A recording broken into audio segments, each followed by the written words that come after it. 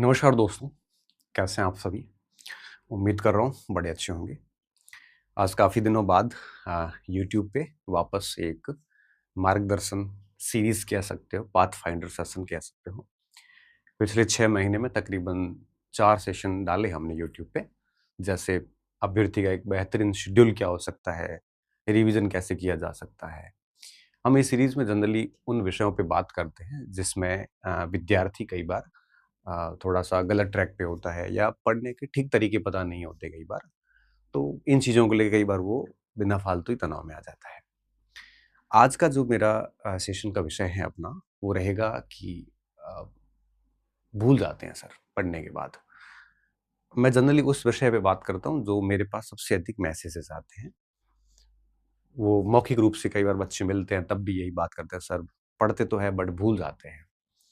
या social media पे भी कभी कोई समस्या आती है बच्चों की तरफ से तो जनरली ये है एक क्वेश्चंस रहते हैं, सर भूल जाते हैं।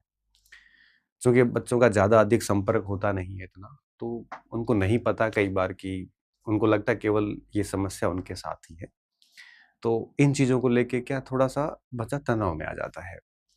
कई बार फ़ोन कॉल अटेंड कर पाते हैं तब भी बच्चों की समस्या आती है, एप्लीकेशंस पे भी आती है, स्टूडेंट भी पूछते हैं, ऑफ़लाइन क्लासेस में भी पूछते हैं कि सर भूल जाते हैं। तो मैंने सोचा इस पे अपन छोटी-सी बात कर लेते हैं ताकि कम समय में बड़ी बात कर लेते हैं ताकि चीज़ें क्लियर हो सके। बच्चों का डाउट क्या है कि सर हम पढ़ा हुआ भूल जाते हैं। अब हम सबसे पहली बात है कि भूलते क्यों हैं? पहली बात तो ये। तो आप दिमाग में एक बात अच्छे से बैठा लें कि इस सृष्टि में कोई ऐसा जीव-जंतु नहीं होगा, कोई ऐसा जीव नहीं है जो नहीं भूलता हो। ह्यूमन नेचर है ये, जीव का नेचर है ये, मस्तिष्क की विशेषता है भूलना। सब भूलते हैं। और भूलना ज़रूरी भी है क्योंकि ईश्वर ने आपको केवल प्रतियोगी परीक्षाओं के लिए नहीं बनाया है, आपको जीवन जीना भी है। प्रतियोगी परीक्षाएँ तो ठीक है, एक चरण है, इसका भाग है, जिसकी हम तैयारी करते हैं। तो जीवन जीना भी है, हम पुराने अनुभवों के साथ में जी लेते हैं, उनको आगे अच्छे से यूज़ कर लेते हैं। पर सब कुछ याद रख के अगर व्यक्ति आगे बढ़ता है, तो बहुत बोझ के साथ आगे बढ़ता है। मूव ऑन करने के लिए, आगे बढ़ने के लिए पीछे की चीज़ों को भूलना पड़ता है।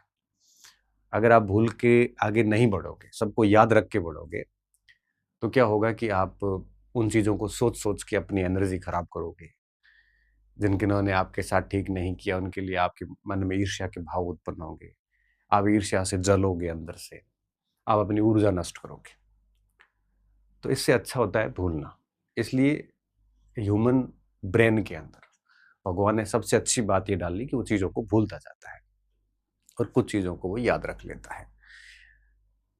कानों की भी ये विशेषता होती है। कान अक्सर क्या करते हैं, धीरे-धीरे स्थिति ऐसी आती है, कान फिर वही सुनते हैं जो हमारा जो ब्रेन उसको ऑपरेट करता है, कमांड करता है। कुछ ध्वनियाँ कान सुनना पसंद नहीं करता, हमारे दिमाग तक भी नहीं आती। तो कुल मिला के बात ये है कि भूलना एक स्वाभाविक प्रक्रिया है और इस सृष्टि में ऐसा कोई नहीं है जो नहीं भूलता। तो आपको इस बात को लेके बिल्कुल बेफ़िक्र रहना है कि सब भूलते हैं, केवल आपके साथ ये नहीं है, मैं भी भूलता था, आप भी भूलते हैं और जो कुछ भी लोग आप देखते हो सब भूलते हैं।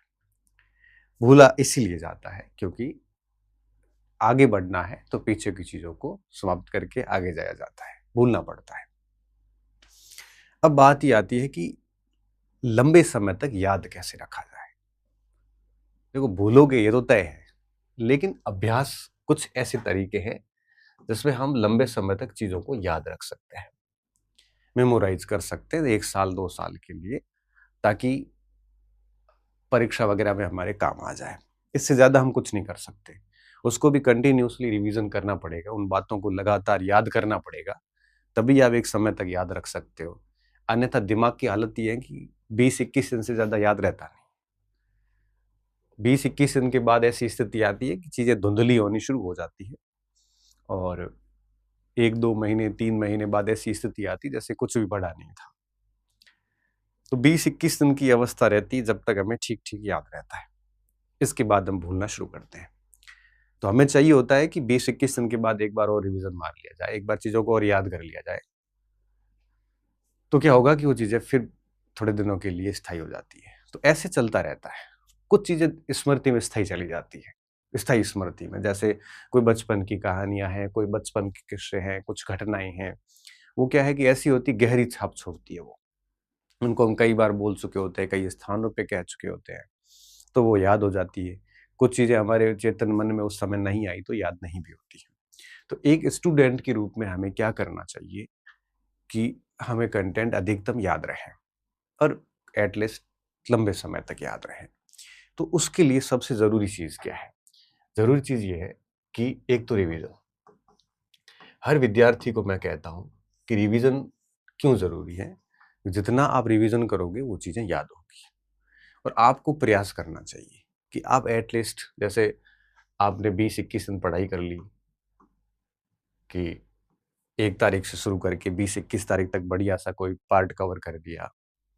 तो उसके बाद 6-7 दिन बैठ के पूरा महीने भर का वापस पढ़ लो। तो महीने में आपने जैसे 3 सप्ताह पढ़ने में दे दिए, तो 1 सप्ताह आप है वो वापस रिवीज़न के लिए दे दो। और उस रिवीज़न में महीने भर का एक बार फिर से बढ़िया पढ़ लो। ये किया जा सकता है। या फिर आप सप्ताह में 5 दिन बढ़िया पढ़ लो, सैटरडे, संडे पूरा वापस उसका रिवीज़न कर लो। तो कुल मिला के आपको एक ऐसा आपके पढ़ाई के शेड्यूल में रिवीज़न को भी स्थान देना पड़ेगा। इसके लिए मैंने अलग से वीडियो भी 2-3 महीने पहले बनाया था, बड़ा अच्छा चला था वीडियो वो भी। तो कोशिश करिए कि आप रिवीज़न को अपने शेड्यूल में स्थान दें। अब आप सोच रहे हो कि एक बार पढ़ के, जैसे हिस्ट्री है, 6 भाग है इतिहास के, 3 इंडियन हिस्ट्री के, वर्ल्ड का, राजस्थान का, दर्शन का।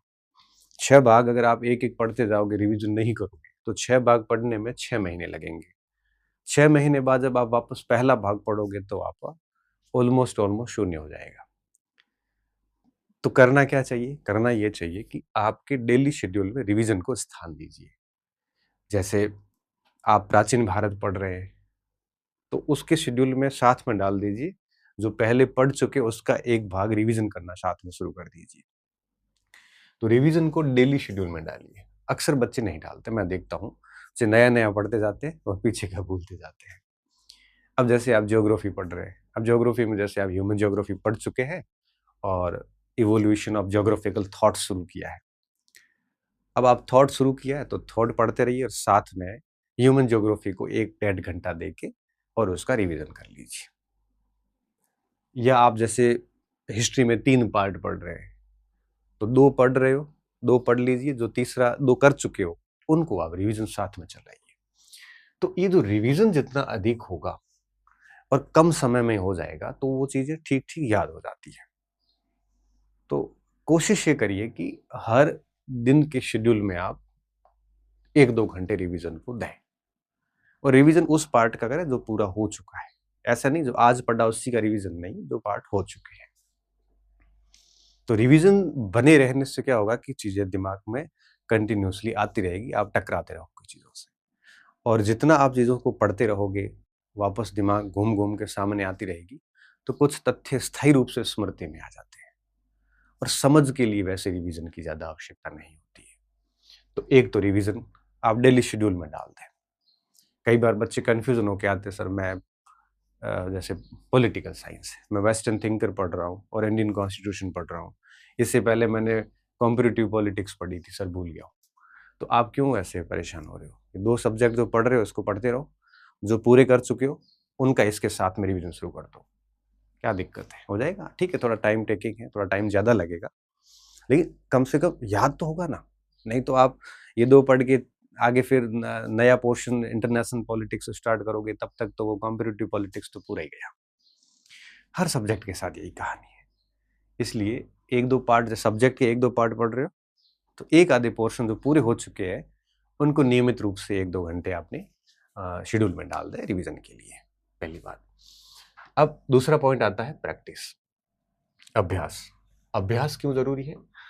अब क्योंकि ये 2 चीज़ें ऐसी हैं जो, ये 2 तरीके ऐसे हैं जो हर विद्यार्थी को अपनी स्टडी के अंदर शामिल करने चाहिए, अपने डेली शेड्यूल में रखने चाहिए। अब जितना अधिक अभ्यास होगा, अब इसको कैसे मैनेज किया जा सकता है? तो मैंने जो कहा ना, जिस भाग का रिवीजन कर रहे हो, उस भाग के रिवीजन के साथ अभ्यास शुरू करो। जैसे हिस्ट्री की बात कर रहे थे, आपने आधुनिक और मध्य शुरू कर दिया, सुबह-सुबह पढ़ रहे हो इसको, प्राचीन मान लो पूरा कर दिया है, राजस्थान पूरा कर दिया है। तो अब आपको क्या करना है? आप है वो राजस्थान की प्रैक्टिस और रिवीजन शुरू कर दो। राजस्थान के उस टॉपिक के बहुत सारे क्वेश्चंस निकाल लो और उसके बाद उस टॉपिक को पढ़ लो, वापस पढ़ लो। तो रिवीजन भी हो गया, प्रैक्टिस भी हो गई। प्रैक्टिस से क्या होगा? जो बहुत अधिक चर्चित माइलस्टोन फैक्ट होते हैं कुछ, वो तथ्य याद हो जाते हैं। तथ्य याद हो जाते हैं आपको बार-बार पढ़ने से।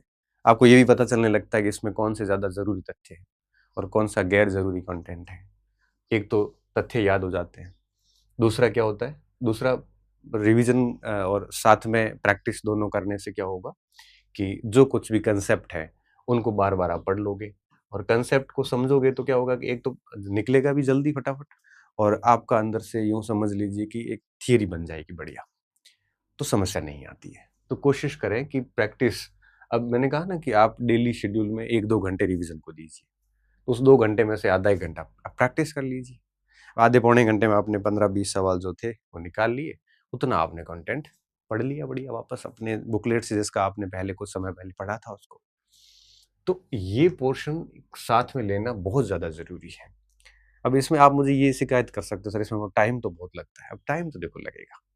आपको अगर राजपत्रित अधिकारी बनना है या आपको अधिकारी आरएएस बनना है या सब इंस्पेक्टर बनना है, तो मान के चलिए कि समय लगेगा। किसी भी सब्जेक्ट को ठीक से तैयार करने में समय माँगता है, वो समय लेता है। अगर आप सोचते हो कि नहीं हम 6 महीने 7 महीने में ही फटाफट सब कर लेंगे, तो 6-7 महीने में तो वही कर पाता जिसने पहले पढ़ रखा हो। ज़ीरो से शुरू करके आप 6-7 महीने में करना, इतना ईज़ी नहीं होता, टाइम लगता है। तो रिवीजन और प्रैक्टिस इन दोनों को आप अपने डेली शेड्यूल में डाल दीजिए। एटलीस्ट 2-3 घंटे तो इसको दीजिए। बाकी दिन पूरा भले नया पढ़ो, लेकिन दिन का एक हिस्सा ऐसा होना चाहिए जिसमें पढ़ा हुआ वापस पढ़ो और उसकी प्रैक्टिस करो। ये सिस्टम चलते रहना चाहिए साथ-साथ में। अब रिवीजन और प्रैक्टिस के साथ-साथ में तीसरी जो चीज़ ध्यान रखनी है, बात वो रखना सीमित सामग्री हो। क्योंकि सामग्री सीमित होने का फ़ायदा क्या रहता है कि आप उसको बराबर बार-बार रिवीजन भी कर सकते हो। नहीं तो क्या है कि जैसे आप कोई भी पोर्शन ले लो जैसे प्राचीन भारत है। अब प्राचीन भारत की जैसे आपने 3-4 किताबें ले ली। अब आप 3-4 किताबें उलझ जाओगे, किसका रिवीजन करना है? अब न रिवीजन किसका करोगे आप? आपके पास कोई एक कंटेंट होना चाहिए, जो भी हो। जो भी आपको समझ में आता हो, जो आपको सहज लगता हो, जो पढ़े जानने योग्य हो, आपको लगे कि भई ये ईज़िली मैं पढ़ सकता हूँ, पढ़ सकती हूँ, जो भी। तो वो ऐसी सामग्री आपके पास लिमिटेड होनी चाहिए। वो मैं कई बार कहता हूँ और मैं क्या आप खुद ही इस बात को एहसास कर सकते हो कि चयन के लिए हमें हमारे लिए महत्वपूर्ण ये होता है कि हम कितना याद कर पाते हैं, कितना समझ पाते हैं, कितना पढ़ पाते हैं। हमारे लिए ये महत्वपूर्ण नहीं होता कि हमारे पास कितना घर पे पड़ा है। अब आप घर पे तो यूँ है कि बहुत सारी किताबें पढ़ी होगी, लेकिन हम उतनी ही पढ़ें जो हमारे काम की है। तो कुल मिला के हमें सामग्री के ऊपर माथामुड़ी नहीं करनी चाहिए। लिमिटेड रखिए और उसको बार-बार पढ़िए, उसमें से काम हो जाता है आपका। अंडरस्टैंडिंग बन जाती है, फिर आप प्रश्न करने बैठोगे तो आपका उतना काम हो जाता है जितना आपको चाहिए। अब आप इसके अगर बड़े-बड़े ऐसे थोक लगा दोगे किताबों के, मार्केट की बातों में आके अगर आप मार्केट तो क्या है देखो बाज़ार है। जिसको किताब बेचनी है, वो अपनी किताब की प्रशंसाएँ करेगा, वो अपने कुछ गुर्गे भी छोड़ देगा, वो भी आपको कह देंगे ये किताब पढ़ लो। पब्लिकेशन वाला भी कह देगा। अब मार्केट में जैसे 4 लेखक हैं, चारों अपनी-अपनी पुस्तक की बड़ाई करेंगे, चारों लोगों के अपने-अपने स्टूडेंट्स भी होते हैं, कुछ उनके फैन फॉलोइंग भी होते हैं। अब आप वो चारों किताबें लाओगे, फिर आपको लगेगा कि क्या पढ़ना है, क्या छोड़ना है। इससे अच्छा क्या होता है कि आप एक ही सामग्री रखिए पास में, उसको बार-बार पढ़िए। उसी से आपका काम सेट हो जाता है और ये रखना ज़रूरी है, तभी वो याद हो पाती है। क्योंकि एक ही सामग्री को बार-बार पढ़ने से लास्ट में ये स्थिति आती है कि आपको पता चल जाता है किस पेज पे क्या लिखा हुआ है, यहाँ तक। और अधिक सामग्री रखोगे, तो आप उनको बार-बार पढ़ नहीं पाओगे, पड़ी रहेगी। फिर लास्ट में लेखक ये कह देगा कि मेरे से आया। और वो मेरे से तो आया लेकिन आपने उसको इतना याद नहीं कर पाए क्योंकि कई बार मनुष्य ह्यूमन ब्रेन की एक लिमिट होती है। उस लिमिट से अधिक व्यक्ति कभी कर नहीं पाएगा, ये तय बात है। कल मुझे एक बच्चे ने प्रश्न किया सर, करंट पढ़ रहे हैं, तो आपने पढ़ाया उतना ही पढ़े या कुछ एक्स्ट्रा और भी पढ़े? मैंने बड़ा प्यार से जवाब दिया, मैंने कहा बेटा ऐसा है, हमने जो पढ़ाया वो याद हो रहा है क्या पूरा? वो भी नहीं हो पा रहा है तो नहीं। तो फिर दूसरी 4 किताबें मैं बता भी दूँगा तो भी क्या हो पाएगा? तो जो मैंने पढ़ा है उसको तो एटलीस्ट याद कर लो। फिर आपको लगे कि सारा पढ़ लिया है, तो कोई मुँह मल्ले क्रोनोलॉजी जैसी कोई एक आधी किताब लेके आ जाओ, लास्ट में थोड़ा रिवीजन के लिए और पढ़ लेना, कोई 1-2 नई न्यूज़ होगी, तो काम चल जाएगा। अब इसमें वो बच्चा समझ गया, सैटिस्फाई हो गया, सर बात तो सही है, बस हो गया। इसी तरह से जब बच्चे कहते हैं सर मैं हिस्ट्री का स्टूडेंट हूँ, आपके नोट्स पढ़ रहा हूँ, तो मैं वापस यही बात कहता हूँ कि सर और किताब लाऊँ क्या? और मैं तो यही कहता हूँ कि आपने जो नोट्स है आपके पास में, क्या वो सच में आपको पूरे याद है? हाँ, आप मुझे ये कहोगे सर मुझे पूरे याद हो चुके हैं और मुझे लगता है कि मुझे और पढ़ना चाहिए। तो मैंने इस पे वीडियो बना रखा है बहुत सारी बुक्स का भी, आप लाके वो भी पढ़ सकते हैं। पढ़ने के लिए क्योंकि स्कॉलर से लेके एस्पिरेंट से लेके स्कॉलर तक की यात्रा जो होती है ना, ये किताबों से होके गुज़रती है, सामग्रियों से होके गुज़रती है। इसलिए जो है उसको याद कर लो, समझ लो और जब लग जाता है कि इतना हो चुका है, अब वो वापस नहीं पढ़ा जा रहा है क्योंकि सारा याद किया हुआ है, तब आप नए स्रोत की तरफ जा सकते हैं। अन्यथा मुझे लगता है कि पहले से स्रोत आपके पास में है, उसको पूरा याद नहीं किया और उसके बावजूद आप नए स्रोत पे जाते हैं, तो फिर ये भ्रमित होने वाली जैसी बातें होती हैं। फिर आप ना तो रिवीजन कर पाते हो ठीक से, ना ठीक से आपकी प्रैक्टिस हो पाती है। इसके अलावा क्या चाहिए? इसके अलावा पढ़ने का जो थोड़ा-सा अप्रोच है, अब पढ़ने की अप्रोच में कुछ बातें आपको शामिल करनी पड़ेगी। आप केवल पैराग्राफ जो अंडरलाइन करते जाते हो, पढ़ते जाते हो, ऐसा नहीं चलेगा। आपको क्या करना पड़ेगा? आप जब भी पढ़ते हो, तो थोड़ा-सा माइंड के अंदर माइंड मैपिंग करें। माइंड के अंदर मैप रखें कि जैसे मैं कैसे जैसे मैं पढ़ रहा हूँ कि कोई टॉपिक देख लो, जैसे मुगल काल पढ़ रहा हूँ, तो मेरे दिमाग में मैपिंग होनी चाहिए कि ये सब अभियान हुआ, इस तरह से हुआ, वो गया, वो वहाँ पे गया, इसलिए अभियान किया, इस तरह से किया, इसका कारण ये था। अकबर ने राजपूत नीति चलाई, क्यों चलाई? क्योंकि वो चाहता था कि राजपूत उसके साथ रहे, राजपूतों से लड़ना नहीं पड़े, ताकि राजपूतों का उपयोग लेके अफ़गानियों का भी दमन किया जा सके। अगर राजपूत शांत रहेंगे तो हम है वो साम्राज्य का विस्तार भी कर सकेंगे। इनसे अगर शत्रुता मोल ली तो दिल्ली अभियान इधर ही करने पड़ेंगे, न तो साम्राज्य विस्तार हो पाएगा, ना अफ़गानियों को हम निकाल सकते, राज्य में शांति भी बनी रहेगी। अब आप इतना सोचोगे ना इसको, ये पूरा ये दिमाग में मैपिंग हो जाती है। तो इस तरह से माइंड मैपिंग करें। साथ में अप्रोच क्या रखनी है, अब ये सब चीज़ें कैसे की जाती है? बिंदु को, टॉपिक को पढ़ने के बाद में आँखें बंद करके ईज़िली आप उसको पूरा मेमोराइज़ करिए, दिमाग में घुमाइए उसको। क्योंकि समझा हुआ जो होता है ना बेसिकली, वो हम देरी से बोलते हैं, कम बोलते हैं, उसको वापस थोड़ा-सा बिंदु देखने के बाद में सारी कहानी याद आ जाती है। भूलने का काम होता है, वो होता है रटा हुआ। रटा हुआ आप ज़्यादा समय तक याद नहीं रख सकते। तो एक तो माइंड मैपिंग है वो करें हर टॉपिक का। दूसरा टॉपिक को समझें। जहाँ ज़रूरत हो, अब कोई सन वगैरह है, उसको जहाँ तक रटने की आवश्यकता होती है, आपको लगता है कि इसको रटना ही पड़ेगा, उन बातों को आप रट लीजिए, लेकिन मोस्टली कोशिश ये कीजिए कि चीज़ों को समझने का प्रयास करें। आप कोई भी बिंदु पढ़ रहे हो कि मुगल वंश का अंत क्यों हुआ, इसके पतन के क्या कारण थे? आप समझोगे कि कृषि व्यवस्था भी कारण थी, औरंगज़ेब की नीतियाँ भी कारण थी, क्या कारण हो सकती है? इस पे अपन डिस्कस अलग कर सकते हैं। फिर और क्या कारण हो सकते हैं? फिर आर्थिक है, सामाजिक कारण क्या-क्या है? धार्मिक कारण कौन-कौन से रहे? अब इनको अगर आप समझने की कोशिश करेंगे सभी राजाओं की नीतियों से जोड़ते हुए, तो आपको बहुत कुछ रटना नहीं पड़ेगा। सारा कुछ समझ से काम चल जाता है, तो अधिकतम समझना चाहिए। अब कुछ बिंदु आपको रटने पड़ते हैं कि जैसे किसने कौन-सा एग्रीरियन सिद्धांत किसने दिया कि हबीब ने दिया या सतीश चंद्रा ने दिया। अब इस तरह से कुछ चीज़ें आपको रटने वाली चीज़ें कुछ रटनी पड़ती है, मोस्टली चीज़ें समझने की होती है, तो कोशिश करनी चाहिए कि हम चीज़ों को समझें। जितनी अधिक समझ होगी, उतना हम अच्छे से परफ़ॉर्मेंस कर पाएँगे। तो ये समझने का काम अधिक करें, माइंड मैप करें, चीज़ों को लिंक करके याद करें। लिंक कैसे किया जा सकता है? कोई घटना है जो हम इतिहास में पढ़ते हैं या पॉलिटिकल साइंस में लिंक की जा सकती है। प्रश्नों की फिलॉसफी समझी जा सकती है कि ये किसका हो सकता है, कैसे नहीं हो सकता। मतलब आपका दिमाग खुला होना चाहिए।